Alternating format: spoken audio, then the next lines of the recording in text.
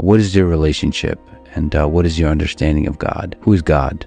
Most philosophers would say we're inside the mind of God, and so it would be impossible for us to understand actually what God's form is. So then the question is, how do you start believing in something that you can't see or smell or hear or touch or taste or acquire with your senses? And Jung provides the formula for that, and he says, act as if, you fake it till you make it. And so that's, what I started doing. I just started pretending there was a God watching me all the time, and kind of life was a series of tests, and there was a bunch of moral decisions that I had to make every day. And if I make a whole bunch of those choices right, I maintain myself in a posture of surrender, which keeps me open to my higher power, to my God. And when I do those things right, so much about addiction is about abuse of power. All of us have some power, whether it's good looks, or whether it's connections or education or family or whatever.